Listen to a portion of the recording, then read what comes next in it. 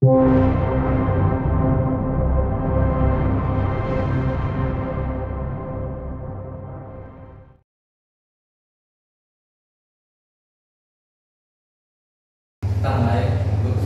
warahmatullahi wabarakatuh. Waalaikumsalam warahmatullahi wabarakatuh. Alhamdulillah warahmatullahi wabarakatuh. Bapak Ibu yang saya hormati, pada hari ini, kesempatan hari ini kita berkumpul bersama di sini dalam rangka saya ingin memberikan sosialisasi tentang budaya positif yang akan kita terapkan di sekolah kita. Sebelum kita mulai, Bapak Ibu, perlu kita pahamkan. Tolong nanti ikuti ini dengan hati terbuka. Artinya ini ada hal baru di sini. Ada hal baru yang bisa kita pelajari, yang bisa kita pahami, kita petik hikmahnya dan bisa kita terapkan. Dan hal ini agak merubah, bukan agak ya, bahkan merubah mindset yang selama ini tertanam pada diri kita. Dan mindset itu sudah tertanam dari zaman dahulu, artinya sudah peninggalan, istilahnya seperti peninggalan zaman kolonial. Dan ini hal baru yang harus kita budayakan di sekolah kita, sehingga kedepannya proses yang terjadi di sekolah kita makin baik. Jadi Bapak Ibu, silakan nanti kita ikuti pertama dengan bahagia. Yang kedua, tolong turunkan ego. Artinya mungkin pendapat kita agak awal-awalnya mungkin bisa jadi akan sedikit berbeda. Tetapi nanti ketika sudah masuk ke dalamnya, ke dalam materinya, kita akan pertanyaan-pertanyaan kita akan terjawab. Sebelum kita mulai, mari kita buat kesepakatan kelas, Bapak Ibu. Monggo saya bantu menuliskan kira-kira kesepakatan kelas yang pertama apa? Keyakinan kelas. Tadi saya bantu satu, bahagia.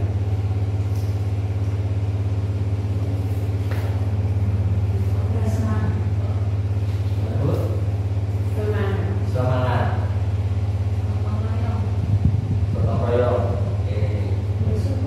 Gotong royong. Apalagi waduh. Mungkin dilarang. Kreatif. Oke. Kerja keras. Harus benar. Jangan benar Bu. Nanti kalau terganggu. Jamnya jam ngantuk. Serius tapi santai saja ya. Jangan disiplin, kelihatannya kayak TNI banget. Serius tapi santai ya. Tapi santai. Bersyukur. Boleh minum? Boleh ya. Boleh. Sambil minum. Berikutnya mengikuti dengan baik, menghargai ya, menghargai pendapat orang lain.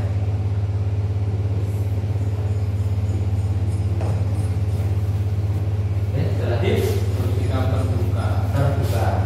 ya. Tapi nggak vulgar ya Pak. Oke. Ya, cukup. Tidak membuli, oke. Tidak membuli. Oke, cukup. Oke, ini kesepakatan kita bisa dibacakan salah satu mungkin Pak Teguh. Mohon dibacakan Pak Teguh. Kesepakatan kita atau keyakinan kelas kita. 1. Bahagia. 2. Semangat. 3. Gotong royong. 4. Kreatif. 5. Serius tapi santai.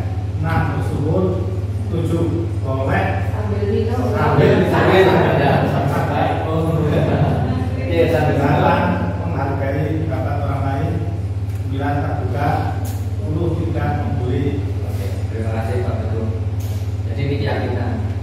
Kalau keyakinan itu munculnya adalah intrinsik.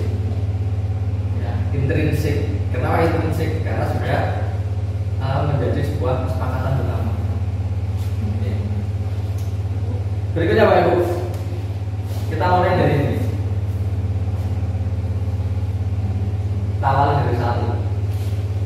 Jangan jawab setuju atau tidak setuju. Satu, hukuman dapat mendisiplinkan anak. Setuju atau tidak setuju? Tidak setuju. Bu Eti tidak setuju. Padi tidak setuju. Bu Isi setuju. Bu Ririn. Bu Ririn. Tergantung. Bukan hukuman gantung, Bu. Hanya setuju dan tidak setuju. Anda pilih yang mana? Dan kurang setuju. Kurang setuju. Tapi bukan berarti tidak setuju. Ada lagi, buat hati. Setuju tidak, Bu? Tidak. Tidak setuju. Setuju, Mbak? Setuju? Setuju atau tidak setuju? Tidak. Oke. Kita simpan dulu ya. Kita simpan dulu. Nanti kita jawab ketika sudah masuk materi. Yang kedua, pemberian hukuman dengan hal positif seperti membaca atau membersihkan halaman sekolah dapat meningkatkan disiplin anak. Setuju. Setuju. Setuju. Kita kunci dulu. Yang ketiga, memberi penghargaan dapat meningkatkan motivasi belajar anak. Setuju sekali. Tapi tidak setuju, setuju. Simpan ya, simpan untuk jawaban ini. Oke. Berikutnya, pada kesempatan kali ini untuk menjawab hal tadi kita akan mempelajari baru. Yang pertama disiplin positif dan nilai-nilai kebajikan universal. Yang kedua teori motivasi hubungan dan penghargaan serta distribusi. Dan keyakinan kelas, kebutuhan dasar manusia dan dunia berkualitas. 5 restitusi dari 5 posisi kontrol. Nanti guru akan menempati 5 buah posisi kontrol. Kemudian yang keenam adalah segitiga restitusi.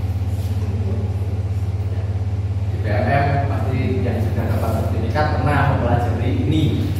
Tapi mungkin penerapannya karena belum membudaya, belum begitu optimal. Oke, kita lanjutkan. Kita mulai yang pertama baru disiplin positif dan nilai-nilai kebajikan universal.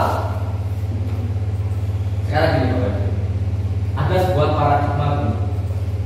Jika ada B, maka dengan teman sebelumnya. Pak Haji anggap ada temannya. Iya. Ini beneran. Kemudian sobeklah mencari kertas kecil. Tuliskan, boleh ambil juga. Kertas kecil. Tulis sesuatu yang sangat berharga, sangat rahasia, dan jenengan tidak menginginkan hal itu dibaca oleh orang lain. Itu sangat berharga untuk jenengan. Tulis sesuatu di situ. Salah satu saja yang sebelah kiri yang menulis, sebelah kanan sebagai berperan sebagai ini. Pokoknya salah satu berperan sebagai A, salah satu berperan sebagai ini. Tulis sesuatu, mungkin boleh nama nama sakit zaman, kan gitu. Itu kan sangat berharga. Atau tempat jenengan menyimpan harta karun di rumah kan sangat berharga. Ya, itu. Coba ditulis satu.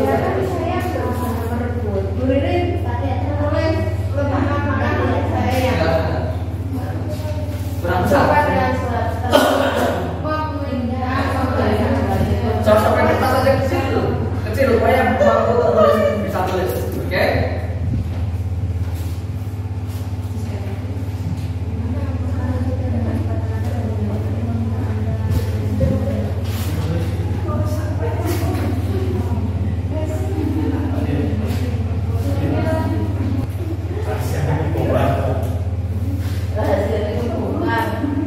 Oke, sekarang sambil berdiri Pak Ibu. Setelah sudah digenggam, Sambil berdiri Pak. Sambil berdiri. Sama sebelahnya. Oke. Gak apa-apa Pak. Sekarang coba jangan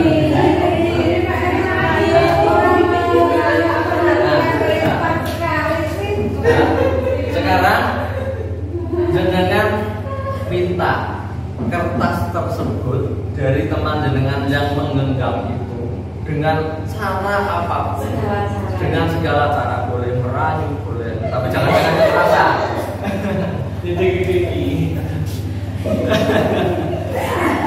Itu rahasia loh ya, maksudnya rahasia buat jenengan itu hal yang sangat berharga buat jenengan. Ketika jenengan minta, kira-kira seperti apa?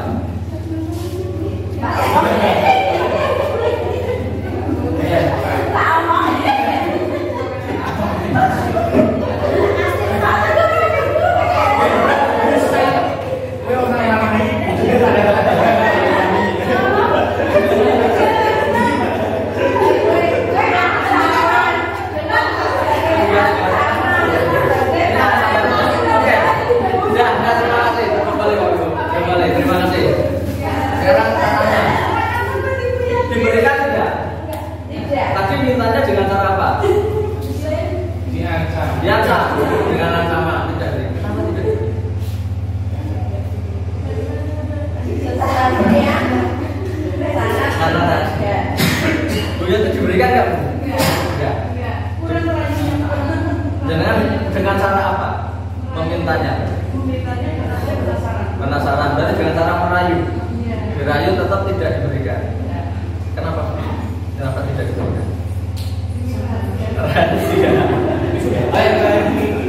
Baik Bapak Ibu. Ternyata gini. Ketika kertas tersebut merupakan rahasia yang jenengan pegang erat, pegang teguh, memang idealnya tidak. Kita akan mempertahankan sesuatu yang menjadi milik kita, sesuatu yang menjadi rahasia kita, bahkan sangat berharga untuk kita. Sepertinya kok mustahil kita berikan secara cuma-cuma pada orang lain, apalagi menyangkut hal yang sangat berharga untuk kita. Dan secara alamiah manusia itu pasti akan mempertahankannya, mencoba mempertahankannya. Oke, baik Bapak Ibu. Tapi kemungkinan juga diberikan dengan catatan apa? Mungkin karena merasa terancam, bisa saja diberikan karena merasa ada sebuah ancaman, itu bisa saja. Oke. Nah dari situ kita bisa belajar begini Bapak Ibu, ternyata kita itu hidup dalam paradigma teori kontrol atau teori pilihan, atau biasa dikenal dengan sebuah ilusi kontrol. Kita berilusi Bapak Ibu bahwa ilusi guru itu mampu mengontrol murid. Betul Pak? Kita masih berilusi bahwa guru itu mampu mengontrol murid. Yang kedua, ilusi bahwa kritik membuat orang merasa bersalah. Diakui atau tidak, ternyata iya. Kita berilusi bahwa dengan mengkritik kita akan membuat orang merasa bersalah. Yang ketiga, dapat menguatkan karakter. Ilusi dengan kritik menguatkan karakter. Berikutnya, ilusi bahwa semua penguatan positif efektif dan bermanfaat. Contohnya tadi, disiplin atau hukuman gini pasti efektif, pasti bermanfaat. Apakah betul? Tidak sama. Kita berilusi kita memberikan penghargaan efektif dan bermanfaat. Apakah betul? Tidak sama. Yang selama ini terjadi adalah ketika kita memberikan penghargaan efektif hanya saat saja. Ya. Berikutnya, ilusi bahwa orang dewasa itu memiliki hak untuk memaksa. Yang patah bola tadi.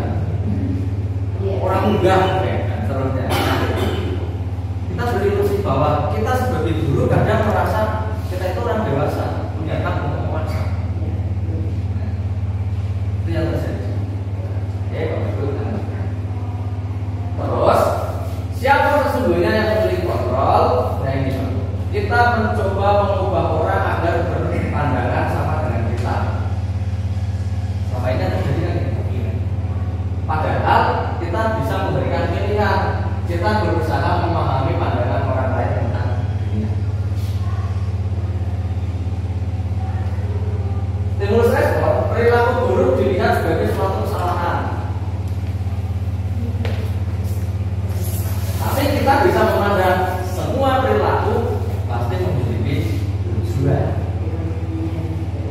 Orang lain bisa mengontrol saya, tapi kita bisa berpandangan hanya saya yang bisa mengontrol diri saya sendiri. Saya bisa mengontrol orang lain, Anda tidak bisa mengontrol orang lain. Pemaksaan ada pada saat rujukan gagal, ini kolaborasi dan konsensus menciptakan pilihan-pilihan. Jadi bukan kita memaksakan kehendak agar terjadi sebuah kesepakatan atau terjadi sebuah kesimpulan gitu ya, tapi lebih ke kolaborasi, pendekatan sehingga menciptakan pilihan baru. Kemudian model berpikir memang apa menang atau kalah. Sekarang model berpikir menang dan menang. Artinya tidak ada yang kalah. Semua adalah menang. Nah, pada disiplin positif kita mempelajari ini. Nah, jadi ada makna disiplin ini sebagai artian saja ya atau definisi. Kemudian ini Bapak Ibu, semua perilaku memiliki tujuan. Ini teori motivasi di mana untuk menghindari hukuman atau untuk mendapatkan imbalan. Kemudian kalau dibuat sebuah konsep seperti ini, model berpikir 50 tahun dan nanti kita pahami satu hal. Kita mulai dari disiplin. Disiplin dari kata Latin disciplina yang artinya belajar. Makna asal kata ini berkonotasi dengan disiplin diri dari murid-murid Sokrates dan Plato. Disiplin diri membuat orang menggali potensi menuju sebuah tujuan yang dihargai. Namun, nah ini Pak, yang terjadi dalam budaya kita adalah makna kata disiplin telah berubah menjadi sesuatu yang dilakukan seseorang kepada orang lain untuk mendapatkan kepatuhan. Ditandai dengan sebuah aturan. Kecenderungan umum adalah menghubungkan kata disiplin dengan ketidaknyamanan, bukan dengan apa yang kita hargai ataupun capaian suatu tujuan. Yang muncul akhirnya apa? Sebuah tekanan, keterpaksaan. Ya seperti itu. Nah, sementara nilai-nilai kebajikan universal ini Bapak Ibu, ya setiap perilaku perbuatan memiliki satu tujuan.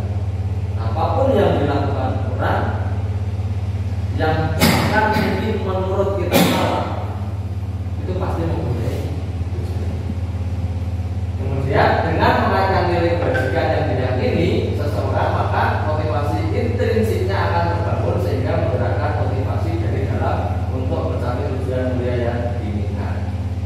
Nah, nilai-nilai kebajikan dalam profil pelajaran manusia ini Bapak Ibu, yang 6 profil ini merupakan contoh nilai kebajikan universal. Berikutnya ini sudah mulai masuk teori motivasi, hukuman, penghargaan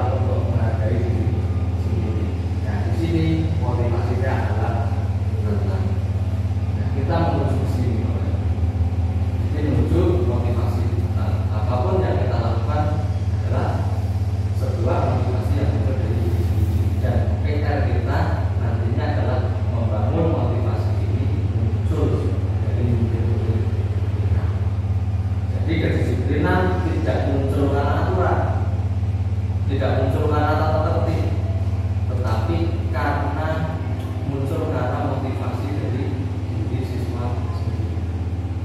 Itu yang akan kita bersama-sama kita lakukan. Kita ya biar muncul ide dari anak dan muncul motivasi intrinsik. Jadi ketika mereka tidak sholat, mereka merasa dosa. Ketika mereka terlambat, mereka merasa lepas dari tanggung jawab. Ketika mereka tidak mengerjakan PR, maka mereka merasa ini tanggung jawab saya yang terabaikan. Itu berarti sudah muncul sebuah motivasi intrinsik. Tapi ketika saya tidak mengerjakan PR, saya besok dimarahi dulu. Berarti motivasi eksternal. Ketika saya terlambat, saya besok disuruh push up sama Pak Adi. Berarti motivasi eksternal. Nah, motivasi eksternal ini tidak akan bertahan lama. Seperti kita bicara tentang dosa. Kadang kita menjadi orang psikolog. Ya kayak gitu. Akhirnya melakukan kembali karena merasa tidak ada yang minat kita. Menurut KHD, merdeka itu artinya tidak hanya terlepas dari perintah, akan tapi juga cakap buat memerintah diri. Luar biasa punya KHD itu. Walaupun bahasanya luar biasa, tinggal dulu. Itu bahasanya KHD itu bahasa dewa. Tingkat dewa betul. Kalau dibaca 2 kali, 3 kali baru bisa mencerna, mencermati. Tapi filosofinya sungguh luar biasa. Nah ini tadi jawaban pertanyaan ketiga. Nah, pertanyaan kedua berarti tadi gimana Pak? Sebelum masuk ke sini, apakah hukuman yang bersikap positif bisa mendisiplinkan anak? Membaca, membersihkan, betul tidak? Belum. Ternyata belum. Karena itu masih bersifat motivasi eksternal. Apapun kalau motivasinya masih eksternal, secara otomatis mesti hanya akan bertahan sesaat. Ketika jenengan tidak menggunakan helm naik motor, ditanya kenapa tidak memakai helm atau kenapa jenengan memakai helm? Kalau jawabannya untuk keselamatan, berarti dengan motivasinya sudah benar. Tapi kalau jawabannya biar tidak ditilang Pak Polisi, maka ketika sudah lewat jalan yang tidak ada Pak Polisi, maka helmnya akan dilepas. Itu boleh. Nah sekarang kembali dihukum oleh penghargaan. Suatu hal yang selama ini mengejutkan saya. Ya saya belajar materi ini saya terkejut. Oh, ternyata penghargaan itu justru hukuman sangat panjang.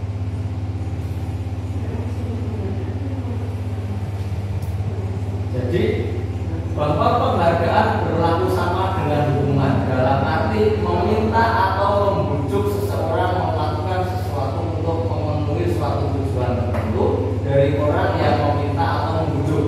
Dorongannya eksternal dan akan ada faktor ketergantungan. Beberapa dampaknya dari pemberian penghargaan. Semangat. Ketika diberi penghargaan, penting semangat. Ketika tidak ada penghargaan,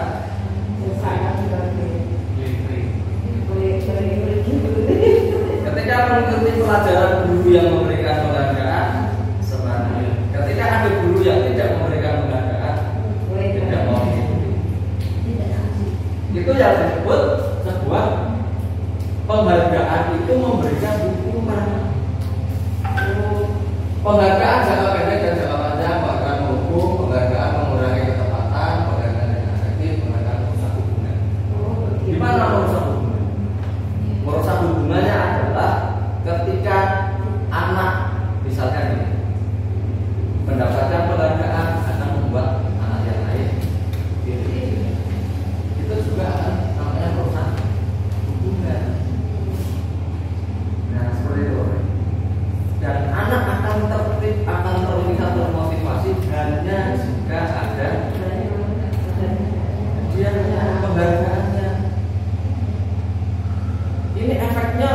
luar biasa Bapak Ibu. Efeknya luar biasa di dalam kehidupan nanti di masyarakat. Dia tidak akan mengenal yang namanya gotong royong, karena dia hanya akan meminta, oh ada penghargaannya apa tidak, ada imbalannya apa tidak. Kalau tidak ada, dia tidak akan mau melakukan. Itu yang disebut bahwa didukung oleh itu. Makanya di era sekarang, di era kurikulum merdeka jarang sekali ada kompetisi juga, karena sekarang sudah mengedepankan sebuah kolaborasi. Itu yang terjadi dan sudah turun-temurun Bapak Ibu. Sudah dari zaman kolonial itu seperti ini. Jadi untuk merubahnya memang butuh waktu, butuh perubahan mindset.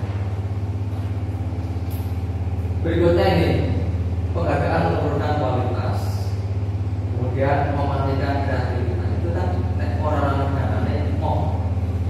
Murid kita tahun kemarin juga ada ya, dimintain orang mantun pinten tadi. Ada biayanya berapa? Dan efek dari sebuah. Kemudian penghargaan mengurangi motivasi, karena kita tidak ada. Tidak ada penghargaan, tidak sama. Nah, itu bagus. Secara jangka pendek memang iya, efeknya langsung terlihat. Siapa mau jawab tak kasih, berarti langsung pakai. Dan saya juga pernah melakukan seperti itu Bapak. Ketika belum mempelajari ini dan seterusnya, semua orang kelihatannya, semua guru itu pernah melakukan. Saya bisa nggak pikir tak kasih ini, semangat banget. Ketika pas orang duit, nggak ada yang maju. Nah, seperti itu loh. Jadi hanya bersifat sesaat saja.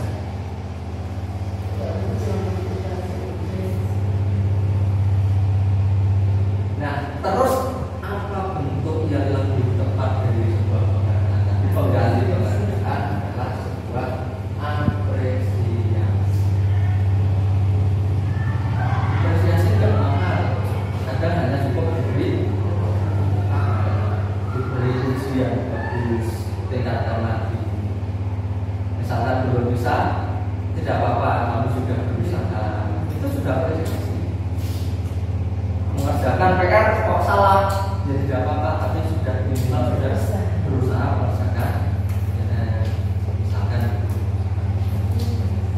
jadi pengakuan secara khusus, pengakuan secara pribadi, pengakuan pada semua murid, perhatian. Dalam memberikan apresiasi juga hati-hati, hati-hatinya jangan sampai apresiasi itu terkesan menganggap spesial satu orang, tapi bergantian semua orang itu dapat apresiasi. Yang larinya kurang kencang juga diapresiasi, tidak apa-apa, tidak kencang tapi sudah berusaha, Sudah semangat. ya. Makanya bahaya sekali yang namanya karena langsung menguntungkan minta maaf. Ini kemarin saya perhatikan ketika anak datang, misalkan anak datang kok sepatunya berwarna putih, jenengan memanggil diamali dari ini. Kemarin saya perhatikan kok, nah, kata-kata saya perhatikan itu berarti saya diperhatikan.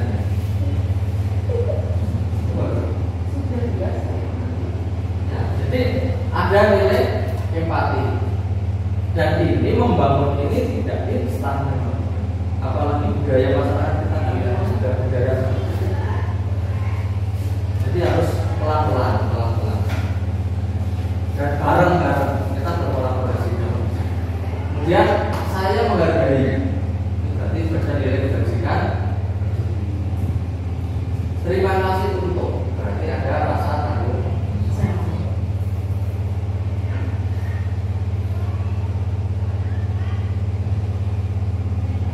sekarang mari catat dulu dalam jawabannya, dikunci dulu, dibatin sih.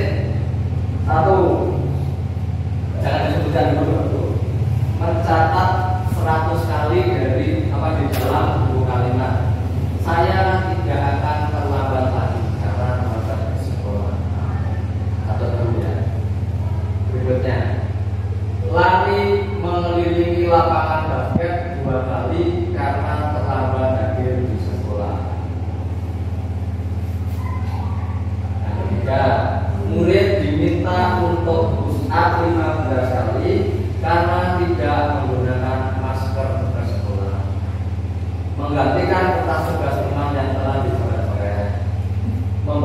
tumpahan air di meja. Murid disuruh mengenakan sepatu seharian sekolah karena tidak menggunakan sepatu ikan. Untuk tidak mengenakan sepatu ya. Lari mengelilingi lapangan basket 2 kali karena terlambat 10 menit saat pelajaran kejauhan. Masuk hubungan atau sebuah konsekuensi.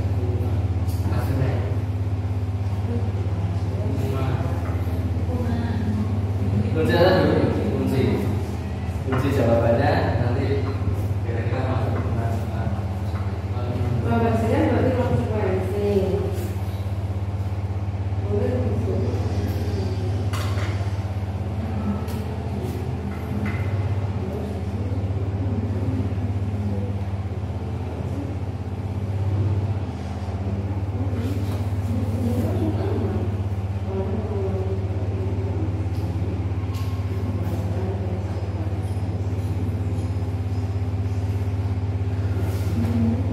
Dan kita lihat jawabannya adalah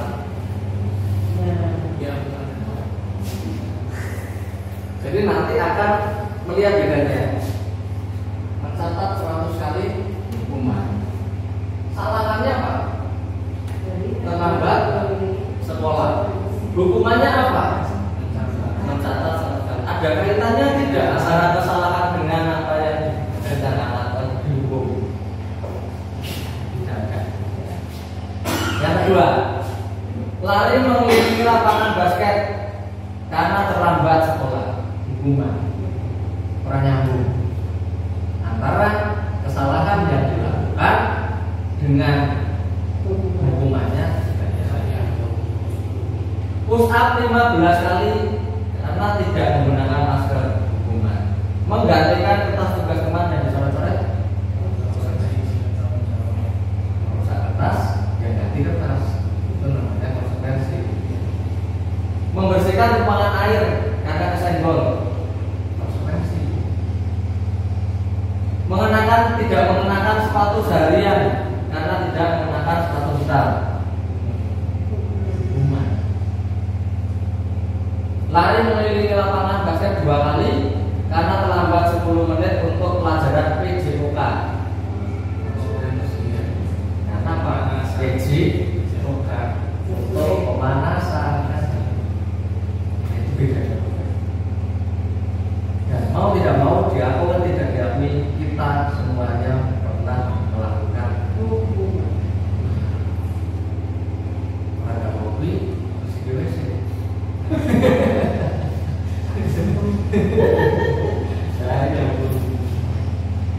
Terlambat 10 menit, konsekuensinya artinya nanti mundur 10 menit pulangnya, itu konsekuensi.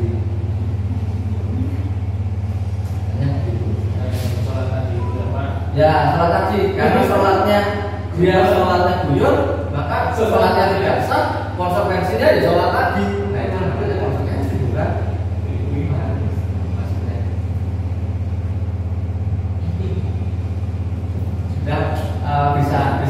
Biasanya yang namanya hukuman diberikan sepihak tanpa ada persetujuan. Pokoknya ini tidak mau tahu ya, pokoknya begini. Hukuman. Dan tidak nyambung dengan kesalahan ya.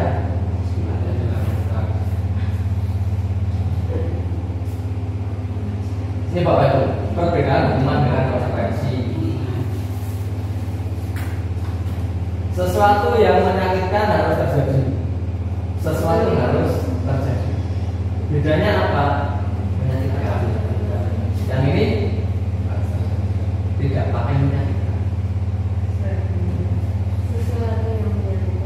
Yang kedua, membuat anak sakit fisik, psikis maupun fisik untuk jangka waktu lama. Gue yakin Pak Adi jenengan balap kapur kan bocah cepat, tekan bocah gede tua kelingan. Saya pernah balap sama Pak Adi dulu katanya.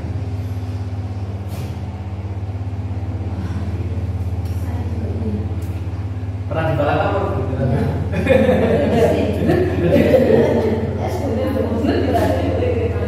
Teringat berapa tahun sudah? Tapi kan benar sekarang sadar ya, wis setengah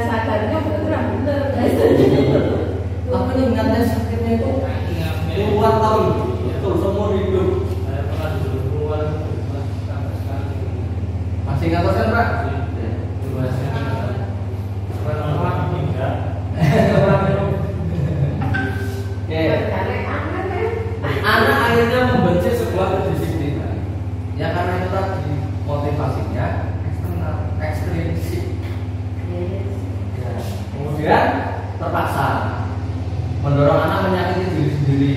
Kalau ini mendorong anak mudah menyesuaikan diri. Kalau ini konsep diri yang buruk, kalau ini konsep diri yang baik. Anak belajar menyembunyikan kesalahan, anak belajar mengelola. Contoh nyata. Ketika anak setiap bulan ditanya kamu nilainya berapa, terus diunyu-unyu, dibully, kenapa nilainya sekian, kenapa kamu tidak belajar berapa? Besok ketika nilainya jelek, pasti yang terjadi adalah anak bohong. Ya. Kalau tidak, nilainya dibuang. Dan iya, seperti itu. Kemudian marah, bersalah, merasa dipermalukan, merasa tidak berharga. Jadi paling tidak langkah awal yang kita lakukan adalah mengganti hukuman menjadi sebuah konsekuensi. Makanya sebelum nanti untuk budaya positif nanti sampai ke namanya segitiga restitusi. Tapi paling tidak mengubah itu dulu. Hukuman menjadi sebuah konsekuensi. Nanti bertahap selanjutnya sampai muncul sebuah kesadaran fisik itu yang disebut restitusi. Nah ini apa itu restitusi? Restitusi adalah proses menciptakan kondisi bagi murid untuk memperbaiki kesalahan mereka sehingga mereka bisa kembali pada kelompok mereka dengan karakter yang lebih kuat. Restitusi merupakan proses kolaboratif yang mengajarkan murid untuk mencari solusi untuk kesalahan mereka dan membantu murid berpikir tentang orang seperti apa yang mereka ingin menjadi atau tujuan mulia dan bagaimana mereka harus memperlakukan orang. Intinya restitusi itu memang diawali dari sebuah motivasi.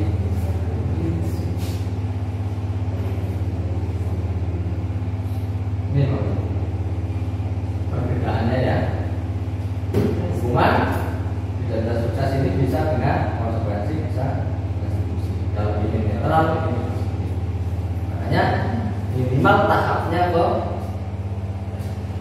konsekuensi dulu, nanti baru muncul ke restitusi. Kalau langsung meloncat ke restitusi kelihatannya berat dengan budaya yang ada sekarang.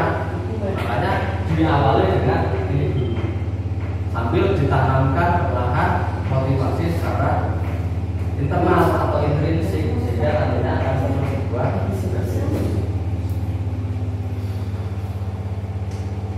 Bedanya ini bagus dari tadi yang tadi ya.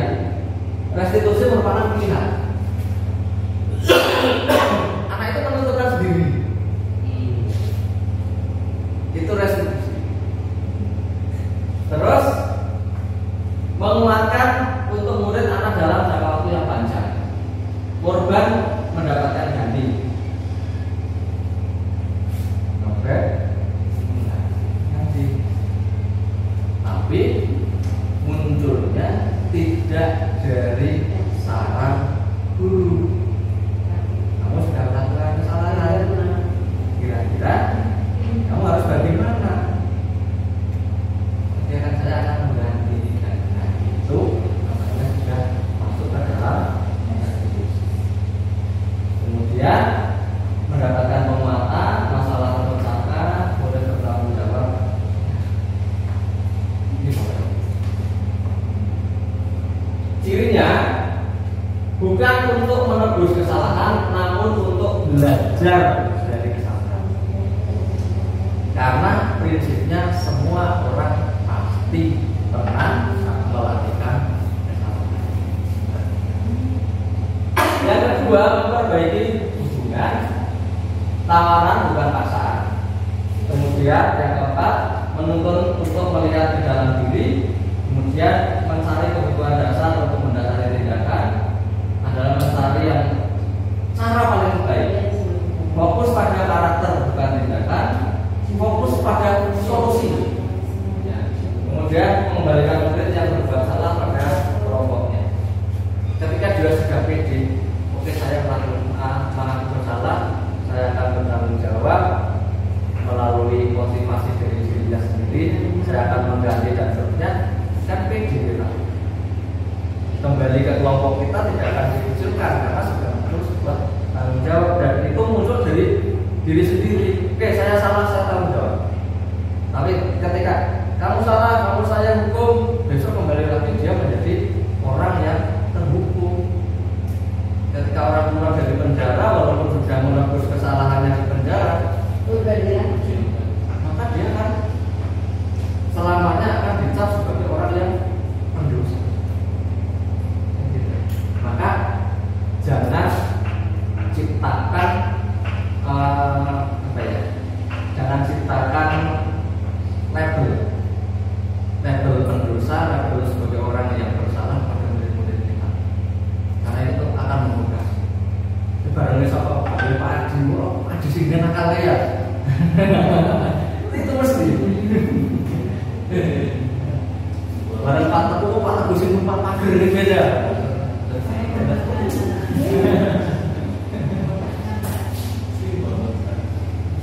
Sing di balak kok takut saya. Oh iya.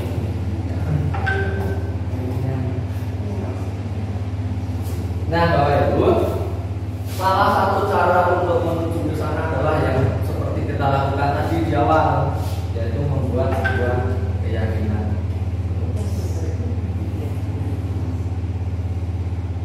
Ini Bapak Ibu, mengapa tidak peraturan saja? Mengapa harus keyakinan kelas? Satu, mengapa kita memiliki peraturan harus menggunakan helm jika mengendarai kendaraan pribadi? Mengapa kita memiliki peraturan? Mengapa kita memiliki peraturan dan sebagainya? Nah, ternyata ini untuk mendukung motivasi intrinsik, kembali ke nilai-nilai keyakinan, lebih menggerakkan seorang dibandingkan dengan serangkaian peraturan. Nyata nih, yang terjadi sekarang adalah aturan menggunakan helm sudah berapa puluh tahun. Sampai sekarang ada nggak yang melanggar? Banyak. Aturan jaga jarak, memakai masker dan seterusnya waktu kemarin pandemi, karena itu sebuah aturan bukan motivasi intrinsik, maka menjadi hal yang sangat sulit. Tapi bagi yang sadar, mungkin baru diawali dari takut. Dulu saya takutkan luar biasa juga, maka yang rapot, pakai masker, cuci tangan dan sebagainya. Tapi yang tidak, yang nggak mau karena motivasinya sudah ada. Aturan tidaklah aturan. Itu Bapak. Nah ini Bapak Ibu, kita mulai ya peraturan kelas. Awalnya kan kemarin peraturan kelas, kita ubah menjadi sebuah keyakinan kelas, sehingga muncul lingkungannya positif dan endingnya nanti menjadi sebuah ya.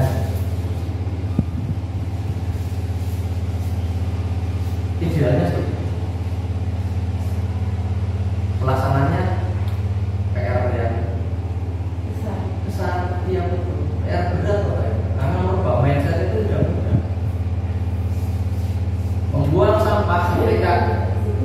Membuang sampah ketika itu belum menjadi sebuah budaya, hal yang biasa saja.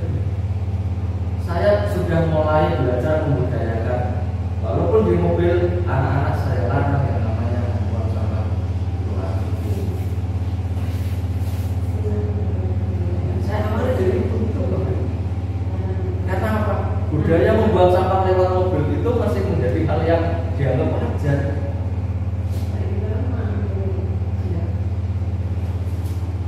Kalau saya ada orang yang ikut saya, kemudian ada yang membuang lewat jendela, saya alasannya gampang. Buangan jeruk aja. Bukan nama saya potret sekarang juga viral. Alasannya hidup saya, biar tidak menyakiti. Tapi sebenarnya saya sudah membudayakan ke anak-anak tidak membuang. Permen mendingan saya kantongi, nanti ketemu plastik. Walaupun kadang saya buang di rumah ya masih dicuci, masih ada bungkus permen, tapi mendingan daripada dibuang. Nah, yang sekecil itu Bapak, kita belum sampai ke situ. Kalau kita merasa sudah berhasil mendisiplinkan anak, tapi ternyata kok masih motivasi internalnya belum muncul, berarti kita belum berhasil. Jadi belum berhasil kan, dan merasa sudah berhasil belum mendisiplinkan anak. Gagal terus kan. Padahal sudah menggunakan sebuah aturan kan, Hukuman. bahkan hukuman. Nah, mari kita ubah. Awalnya dari konsekuensi, nanti lama-lama muncul kesadaran intrinsik dengan pemberian contoh. Ya. Insya Allah kan sudah levelnya intrinsik. Butuh berapa waktu? Lama. Karena apa? Di lingkungan mereka tinggal pun seperti itu. Karena itu juga mindset untuk SD. Makanya nanti kita coba pas rapat parenting kata namanya. Kita nggak usah meminta mereka, kita sampaikan saja bahwa anak-anak sudah kami latih begini, mampu didukung. Idealnya di sekolah begini ya di rumah ini juga.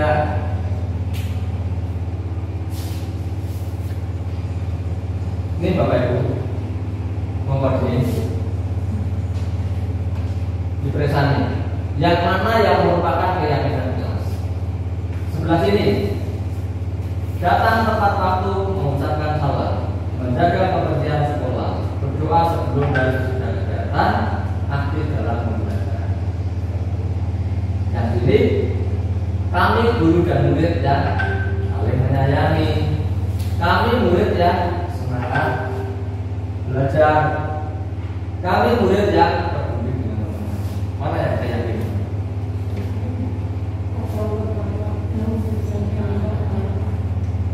Hijau apa yang putih? Yang hijau. Hijau apa yang putih? Hijau nih. Itu yang Ya, sekarang hijau. yang putih. Ya. Karena apa? Keyakinan itu muncul bareng dua arah, dari buku dan dari murid. Kali ini kesannya kan masih ini diatur ya, ini ya. Gitu Pak. Jadi bahasanya juga keyakinan juga. Lebih ke situ.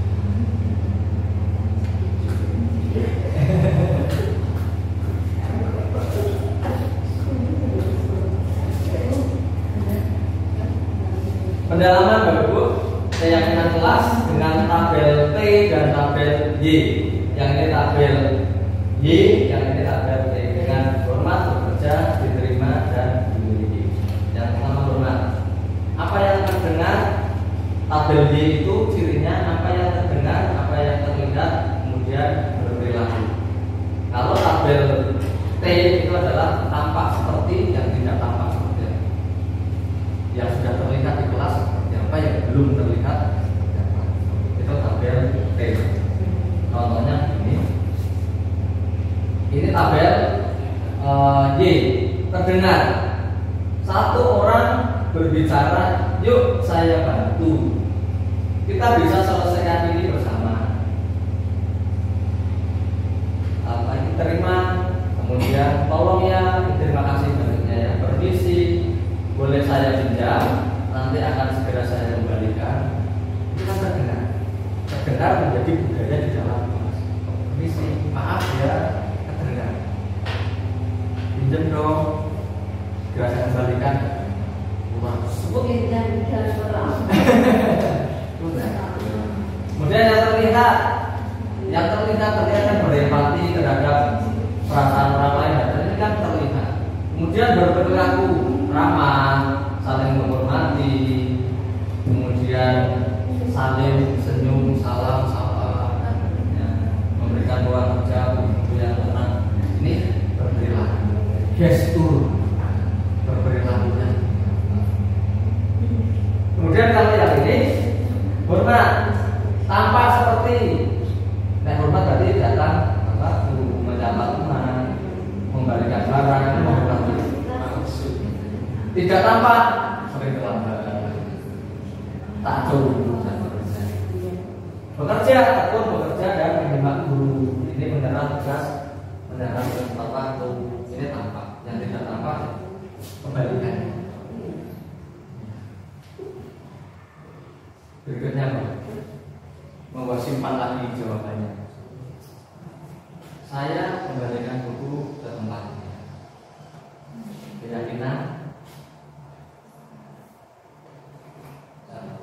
Keyakinannya berupa apa? Keyakinan apa yang muncul dari perilaku ini? Saya kembalikan buku ke tempatnya. Karena saya pinjam, saya kembalikan. Jadi keyakinan apa? Nilai kebajikan apa yang kita lakukan? Simpan dulu ya. Yang kedua, dilarang mengganggu orang lain. Hadir di sekolah 15 menit sebelum pembelajaran. Dilarang melakukan kekerasan, dilarang menggunakan narkoba, bergantian untuk menunggu giliran, gunakan masker, jangan berlari kelas seperti itu. Keyakinan apa? Betul tadi pagi, ini adalah sebuah kalau dilarang mengganggu berarti menghormati orang lain.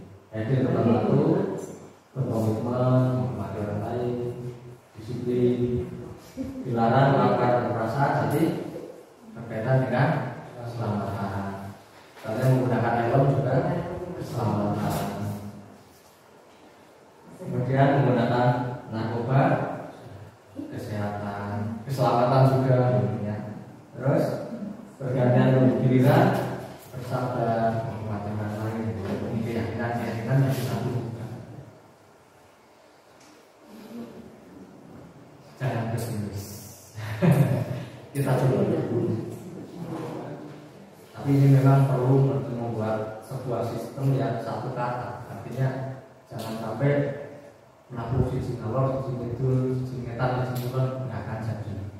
Yang namanya budaya itu ya sebuah satu kata, satu kesepakatan, saya sekata. Nah, hal yang kita lakukan tadi sebenarnya tidak lepas dari kebutuhan dasar manusia. Apa itu? Ini Pak. Bahwa manusia itu mempunyai kebutuhan ini. Kasih sayang dan rasa diterima, penguasaan, kesenangan, kebebasan. Kenapa seseorang atau anak melakukan kesalahan? Bisa saja dia kurang kasih sayang. Kenapa seorang guru sewenang-wenang? Karena unsur kesenangan. Kenapa saking gede dulu membuli, menindas anak yang kecil? Karena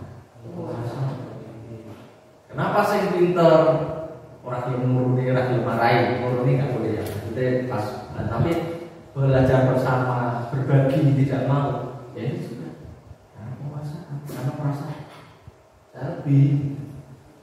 Kemudian kesenangan, ada yang karena kesenangan, senangnya telek. Itu kesenangan. Kemudian ada yang kebebasan, tidak mau terikat, tidak mau diatur, itu ada. Nah, ini adalah kebutuhan dasar manusia dan semua manusia punya ini. Kadang seorang suami merasa ini penguasaan pada istri atau sebaliknya. Atau sebaliknya. Orang tua ya sama merasa menguasai anak. Iya.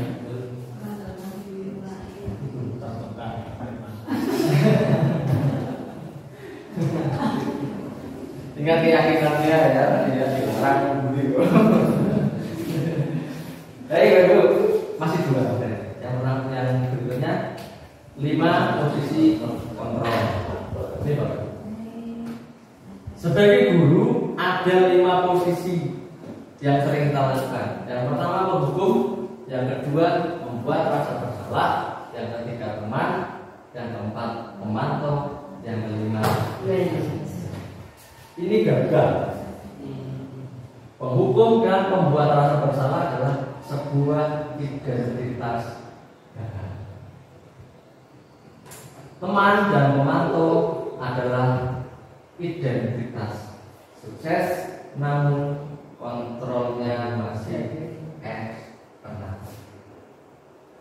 Sedangkan manajer adalah identitas berhasil dengan kontrolnya adalah kontrol diri, motivasinya motivasi intrinsik. Guru berbuat menghardik, menunjuk-nunjuk, menyakiti, menyindir, menghukum. Guru berkata, kalau kamu tidak melakukannya, awas ya, rasakan. Hasilnya yang ada anak memberontak. Iya kan? Dimarahi polisi, bukan manut karo polisi nih, tapi tinggi caranya ngesok orang ketemu polisi. Yang terjadi kan begitu. Ketika kita dimarahi polisi, misalkan di jalan orang bawa helm dan seterusnya dimarahi sama polisi, sampai dituntut dan seterusnya. Yang terjadi bukan besok memakai helm, tapi bagaimana caranya dan besok tidak ketemu polisi. Saya tidak mau lewat jalan itu lagi, biar tidak ketemu polisi. Ketika oleh guru dimaki-maki terus dan seterusnya, maka yang terjadi adalah saya tidak ingin diajar oleh guru tersebut. Kalaupun ikut, ya kewajiban. Karena kalau tidak semakin salah. Ini Bapak Ibu, kaitan dengan dunia berkualitas. Murid meletakkan guru di luar posisi dunia berkualitas. Kemudian biarkan saja, nanti juga marah-marah. Yang terjadi kan gitu. Dampak bagi murid mengulangi salah. Pembuat rasa bersalah, berceramah, mengatakan seharusnya ibu kecewa, harusnya kamu begini, kamu tidak kasihan ya sama ibu, kamu tidak kasihan sama bapaknya.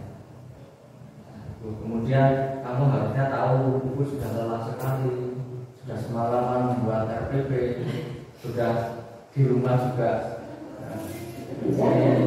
Bapak juga kerja utangnya.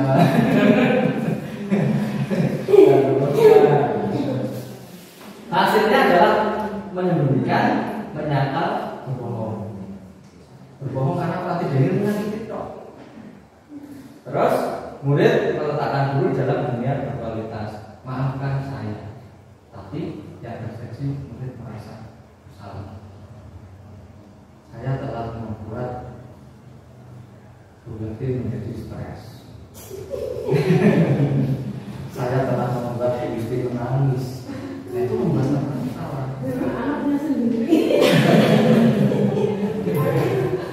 Jangan saya stres. Berikutnya Bapak Ibu, teman membuatkan alasan-alasan untuk muridnya. Ayolah lakukan demi saya. Ini sudah sebenarnya jadi kita berhasil, tapi masih karena saya termotivasi kok demi Bu Ririn saya melakukan ini. Misalnya begitu. Lagi Pak Elit saya melakukan ini. Ayo bahas Pak Elit. Ya, berarti kemudian yang terjadi hasilnya adalah tergantung. Murid meletakkan guru sebagai orang yang sangat penting. Saya pikir bapak atau ibu teman saya. Itu saya teman. Akibatnya yang terjadi adalah hilang sebuah rasa hormat juga kepada menganggap sebagai teman. Walaupun ini jadi tas berhasil karena tidak ada yang menyakiti dan tapi motivasinya masih ada. Tapi cukup itu tapi betul kan? Ya. Kemudian dampaknya lemah, tidak mandiri, tergantung. Saya punya berarti di sana besok kan ketika saya ingin punya plan. Plannya Pak Eri bisa ngodik nih. Berikutnya pemantau Bapak Ibu, menghitung dan mengukur. Apa peraturannya? Menyesuaikan diri juga diawasi. Jadi merasa dipantau. Ketika kamu saya pantau ya, maka dia akan selama dipantau terus. Karena merasa diawasi terus. Murid meletakkan dulu peraturan sebagai peraturan dan hukum di dunia berkualitas. Beberapa banyak bintang yang saya harus protes, berapa banyak bintang yang harus, berapa halaman yang harus saya tulis. Menitik beratkan pada sanksi atau hadiah untuk diri pemantau. Sedangkan ini manajer ini yang disebut dengan segitiga restitusi, mengajukan pertanyaan-pertanyaan. Kenapa kamu melakukannya? Apa alasannya? Itu pertama untuk mengidentifikasi atau identitas keyakinan, mengidentitas kesalahan. Kenapa kamu melakukan itu? Kenapa kamu terlambat? Kenapa kamu pakai sepatu putih? Orang dulu tekan debat, kamu pakai sepatu putih, copot sedina pakai sepatu. Tapi ditanya, kenapa kamu pakai sepatu putih? Bisa jadi sepatunya mungkin awalnya kamu sih juga besok aman, sepatunya orang ramai dan sebagainya. Karena belum muncul motivasi. Nah sekarang kita ya mau memunculkan menjadi sebuah budaya. Kemudian apa yang kita yakini? Nah, maka diawali dari sebuah keyakinan. Kemudian di sini murid meletakkan diri sebagai individu yang positif di dunia berkualitas. Bagaimana caranya bisa memperbaiki keadaan? Mengevaluasi diri. Misalnya, ngenek-ngenek pagi, sweat, atau kancingnya lepas. Nah gitu, korbannya nangis. Panggil, terus tanya kenapa kamu melakukan itu? Saya penasaran, ingin pinjam HP-nya tapi nggak boleh. Saya rebut, kita beri keyakinan. Semua orang melakukan kesalahan. Saya maklum kamu sangat ingin melihat HP-nya si A dan seterusnya. Biar anak itu tidak langsung merasa bersalah. Identitas emosinya stabil. Harusnya kalau kamu untung kamu hanya menarik bajunya. Coba kalau kamu tadi mengenai kulitnya mungkin terluka, untung hanya bajunya. Oke, nah, jadi tanya keyakinan apa yang kamu lakukan? Kamu sadar nggak kalau kamu salah? Kan berarti otomatis mesti sadar. Keyakinan apa yang kamu lakukan? Mungkin tidak menghargai teman. Nah terus apa yang akan kamu lakukan karena kamu sudah salah? Kamu dia kan pertama mesti minta maaf. Yang kedua, nah nanti dia kalau pulang kancing bajunya lepas dimarahi ibunya. Kira-kira bagaimana nanti kan? Masuk ke memperbaiki gitu. Ini yang disebut segitiga restitusi. Ini bagus tadi ya. Saya kecewa sekali membuat kesalahan. Kamu tidak pernah benar berhukum. Ayolah demi Bapak Ibu, teman. Kamu mendapatkan stiker bintang memantau. Kamu menyelesaikan masalah ini bagaimana menyelesaikan manajer. Kamu selalu yang paling terakhir.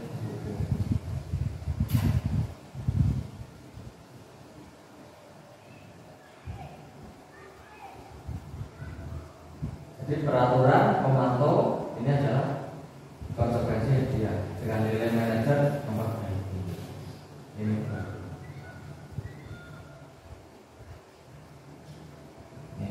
yang terakhir bagus ketiga restitusi. Jadi yang pertama identitas. Setiap orang pernah setelah ditanya penyebabnya apa, kenapa kamu melakukan itu dan seterusnya, terus setiap orang pernah melakukan kesalahan. Bapak juga pernah salah. Kamu bukan orang satu-satunya. Kemudian setelah itu validasi kebutuhan. Kamu tentu punya alasan mengapa seperti itu.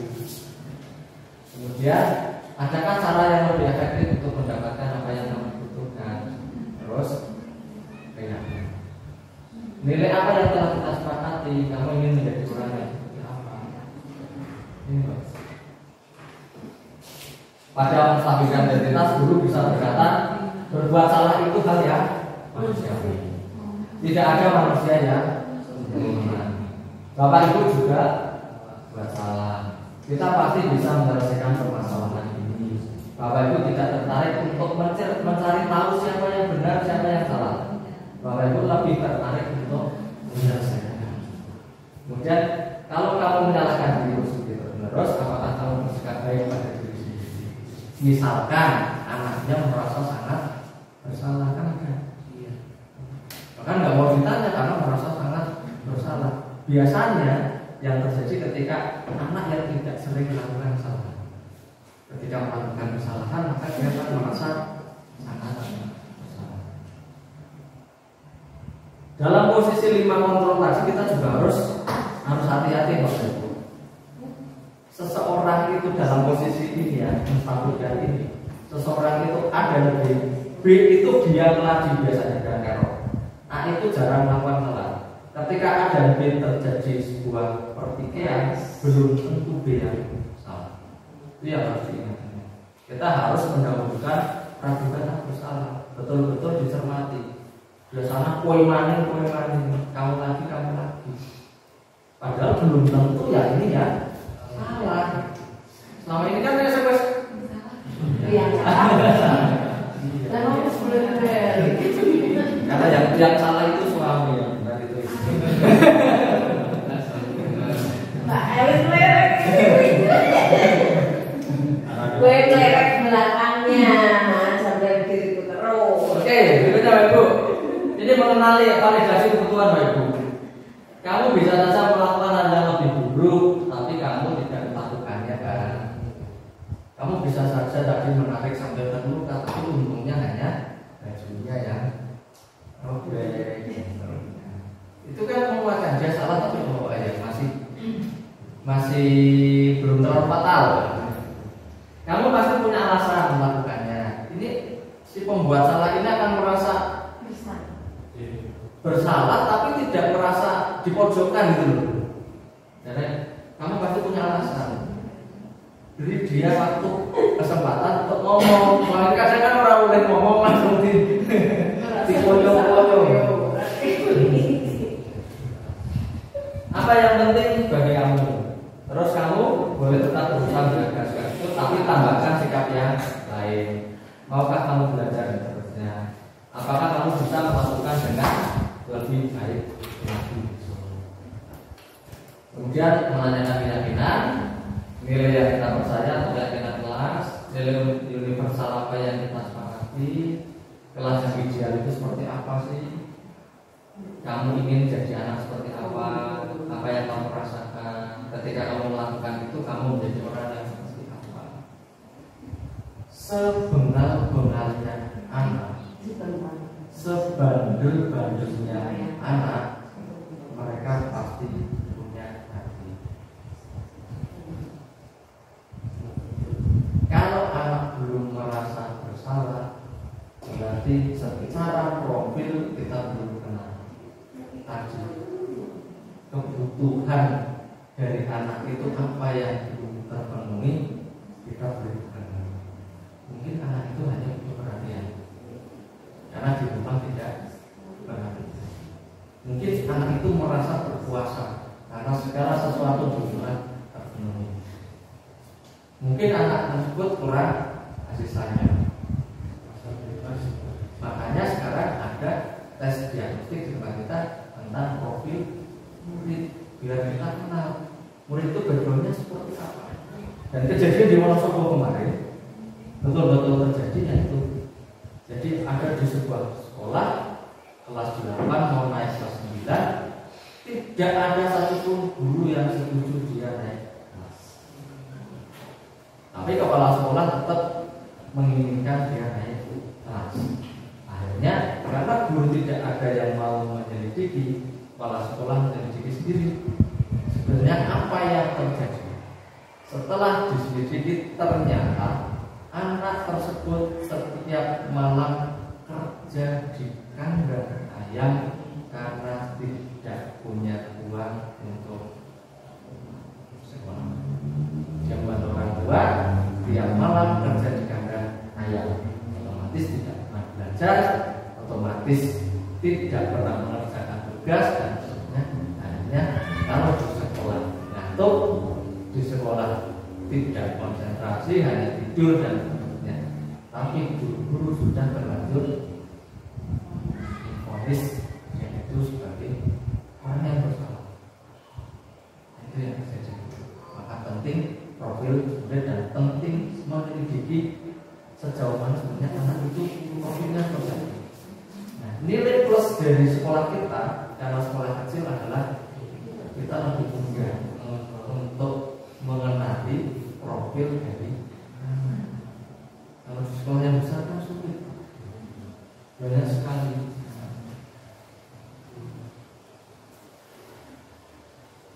Baik, kalau Ibu sudah 1 jam lebih. Nah, saya pengennya ada sebuah, bukan aja Pak, ada sebuah simulasi. Ya, ada sebuah simulasi, tapi katanya cukup kayaknya. Dicoba saja. Satu orang berperan sebagai guru, satu orang berperan sebagai murid, satu orang sebagai pemantau. Jadi guru apa jadi murid Pak? Pemantau. Pemantau. Saya pemantau. Ya kan ya, bagian malah kepala ya. Satu guru, satu murid. Dipelajari kasusnya apa? Bapak Ibu. Pak ini jadi guru apa jadi murid Pak? Murid, guru, pemantau. Pemantau itu hanya mengamati. Nah ini dipelajari dulu kasusnya.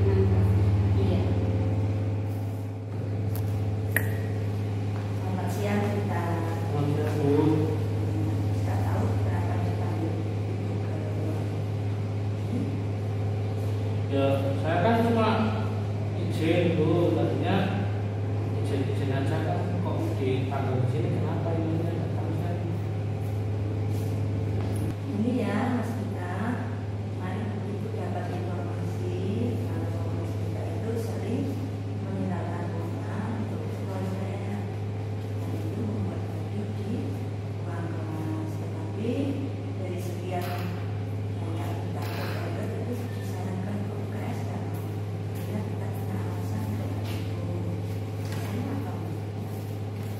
Ya saya kan gimana ya, saya itu nggak sakit sih Bu, cuman saya merasa bisa jadi teman-teman itu menganggap saya ada di kelas kalau saya bisa ngerjain teman-teman saya, dan ada challenge kemarin coba sama guru itu terus saya coba, ternyata berhasil. Dan kalau disuruh ke UKS saya nggak mau, saya nggak sakit Pak Bu.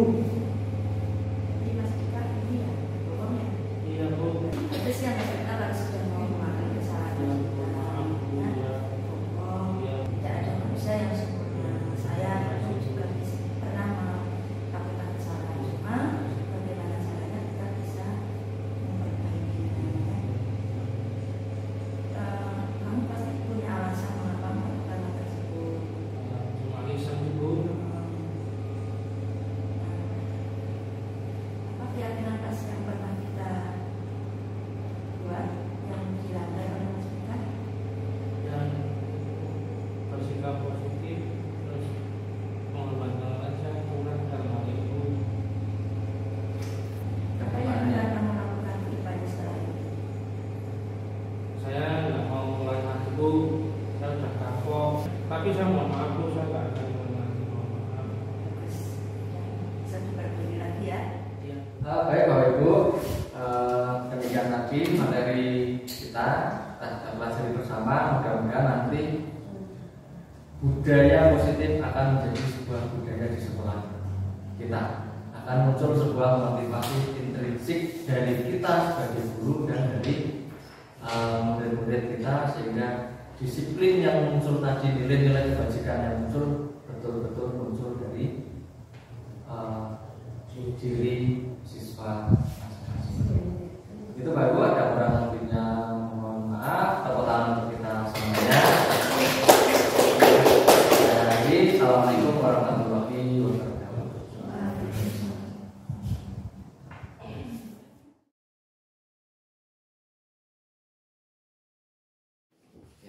Silakan duduk.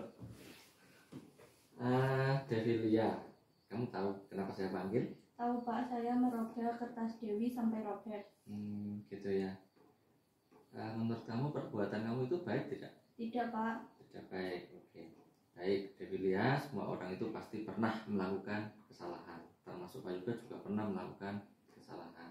Yang terpenting adalah bagaimana kamu bisa memperbaiki kesalahan yang kamu lakukan dan berjanji tidak akan mengulanginya lagi. Kalau boleh Bapak tahu, kenapa kamu sampai merobek pekerjaan Dewi? Saya ingin mencontek pekerjaannya karena saya tidak memperhatikan saat diberi petunjuk tadi. Kamu tidak memperhatikan ya? Kenapa tidak memperhatikan? Saya asik bermain Pak. Oh, asik bermain. Devi, kira-kira keyakinan kelas apa yang kamu langgar? Saya tidak menghargai teman dan tidak memperhatikan saat pembelajaran. Oke, bagus. Berarti kamu sebenarnya masih ingat akan keyakinan kelas kita ya. Menghargai teman dan mengikuti pelajaran dengan baik itu penting nggak? Penting Pak. Saya minta maaf dan berjanji tidak akan mengulangi lagi. Bagus kalau kamu menyadari akan kesalahan yang kamu lakukan. Nah, sebagai bentuk tanggung jawab, kira-kira apa yang akan kamu lakukan pada Dewi? Saya akan minta maaf kepada Dewi dan mengganti kertas yang robek tadi. Saya juga akan memperhatikan saat pembelajaran. Oke, bagus. Berarti kamu sudah menemukan solusinya. Nanti kamu segera minta maaf pada Dewi dan mengganti pekerjaan yang kamu robek. Terus kedepannya semoga kamu jadi lebih baik lagi. Baik, sekarang silakan kembali ke kelas untuk mengikuti pelajaran selanjutnya ya. Aulia, saya lihat di laporan persensi kok kamu sering terlambat ya? Iya Pak, benar. Seingat kamu di semester ini kamu sudah terlambat berapa kali? 4 kali Pak. 4 kali ya. Menurut Aulia terlambat itu baik nggak? Tidak Pak. Tidak baik. Oh iya. Aulia, semua orang itu pasti pernah melakukan kesalahan. Termasuk juga Pak Yuga juga pernah melakukan kesalahan. Tapi yang terbaik adalah ketika kita melakukan kesalahan, kita segera menyadari dan berusaha untuk tidak mengulangi lagi. Nah, kalau boleh Bapak tahu, kenapa Aulia sering terlambat? Saya bangun kesiangan, Pak. Bangun kesiangan. Kenapa kira-kira bisa bangun kesiangan? Tidurnya terlalu malam, Pak. Asyik bermain game. Oh, asik bermain game. Aulia masih ingat nggak keyakinan kelas kita? Masih ya? Masih, Pak. Oke. Ketika kamu terlambat, kira-kira keyakinan apa yang kamu langgar? Saya melanggar keyakinan kedisiplinan. Melanggar keyakinan kedisiplinan. Oke. Menurut Aulia, disiplin itu penting nggak? Penting, Pak. Kalau saya disiplin, saya tidak ketinggalan tugas.